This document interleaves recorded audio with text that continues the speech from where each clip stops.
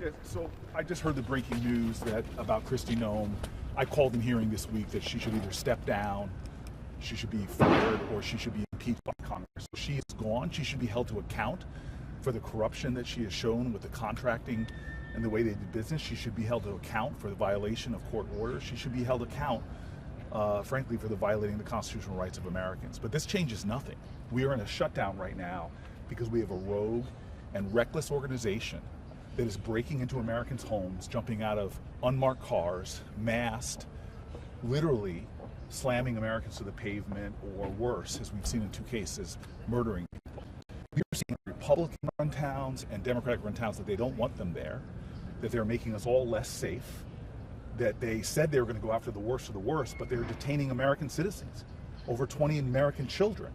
They're ripping people away from, parents away from their American kids. This is not who we are. This agency's out of control.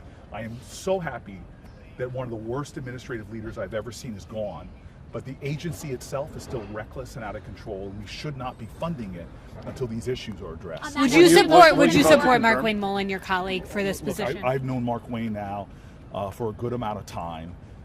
It is not about the head of this agency. It is about what the agency is doing in our communities. And obviously there'll be hearings, and I think a lot of this should be brought out. But we have an agency that is out of control, and what they're doing in our communities, what they are doing to the Constitution, their reckless, continuous violation of court orders, even Republican-appointed judges, they are routinely violating those court orders. That makes this whole agency, to me, morally bankrupt. Do you see Senator Mullen as an upgrade over Kristi Noem? I honestly, the way she has led that agency, she has demonstrated a complete incompetence.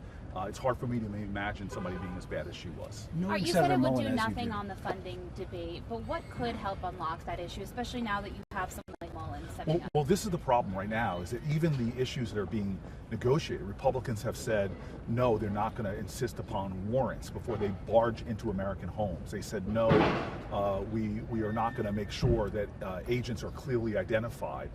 They have put out of the realm of even negotiation the common sense things we ask from law enforcement agencies all over our country.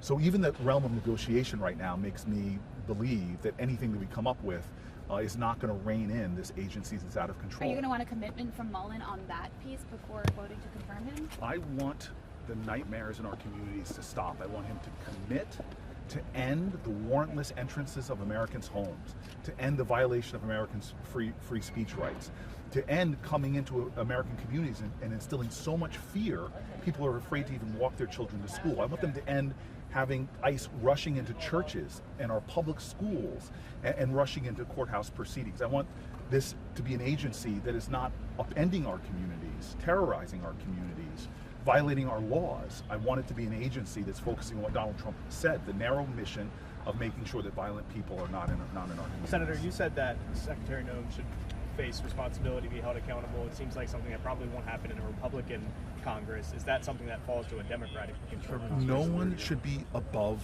the law. And what Donald Trump seems to be saying with his pardon of January 6th violent rioters who beat police right where we're standing, with people who've created incredible corruption, literally